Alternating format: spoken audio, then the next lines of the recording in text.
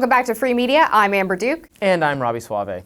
Well, Illinois Governor J.B. Pritzker is vowing to oppose President Trump's orders to send the National Guard to his state. In a press conference, he insisted that there is, quote, no insurrection here that would justify federal intervention. Let's watch. Earlier today, the state of Illinois filed a lawsuit challenging Donald Trump's unlawful and unwarranted plans to deploy armed military troops to Chicago. There is no invasion here. There is no insurrection here. And local and state law enforcement are on the job and managing what they need to. Without my permission and against my vigorous objections, the president has federalized 300 Illinois National Guard military troops and hundreds of National Guard members from Texas, and he has ordered them to activate for duty in Illinois. I have called upon Governor Abbott to immediately withdraw his support for this decision and refuse to allow Texas National Guard members to be used in this way. Let me be clear. Donald Trump is using our service members as political props and as pawns in his illegal effort to militarize our nation's cities. On CNN, the Young Turks' Ana Kasparian debated Madison Gesiotto on this topic. Let's watch. Doing their jobs. You don't have any problem and deporting people. Madison, on you don't top have of any problem with the fact that ICE, with all of the additional, well, I need a moment to speak.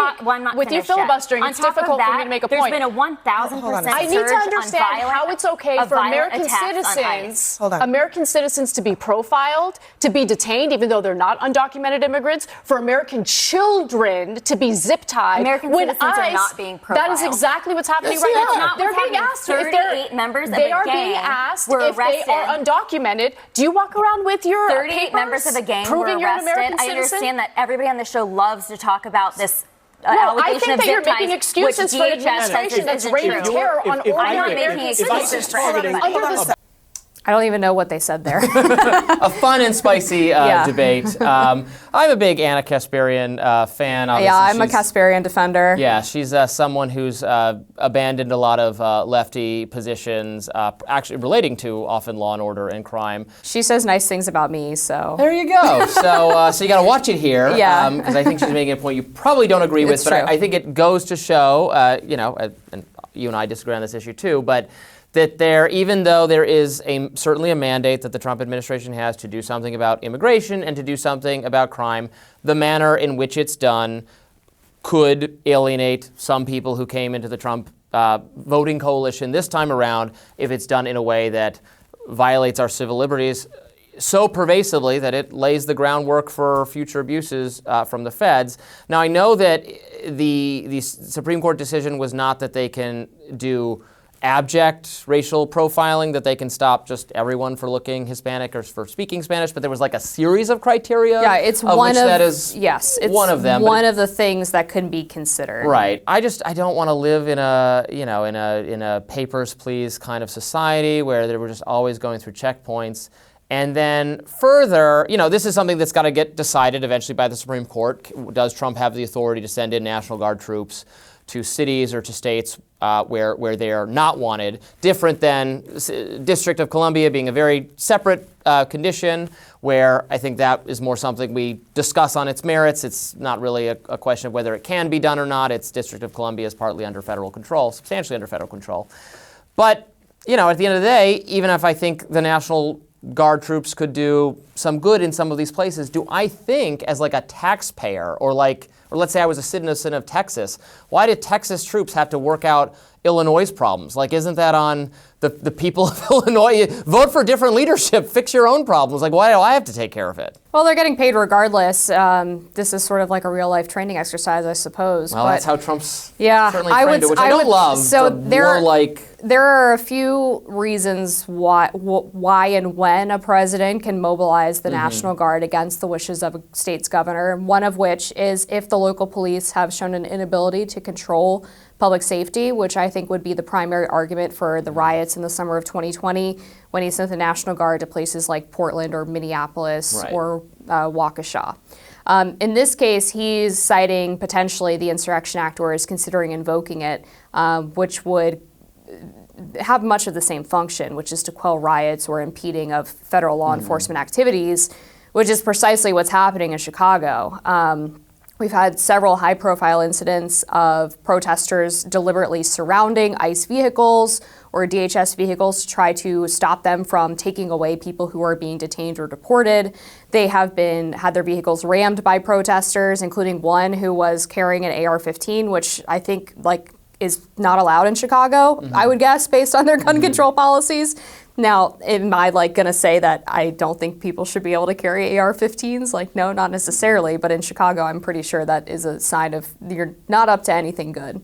Yeah, I think I still see, and the Supreme Court will eventually have to decide it, some difference between, the widespread actual buildings on fire, actual stretches, for instance, of Portland being occupied by crazy people, argument for needing some kind of federal response back there. As a reaction to that, maybe a difference there between almost a prophylactic measure or more of, even though there are vehicles have come under attack, buildings have come under attack.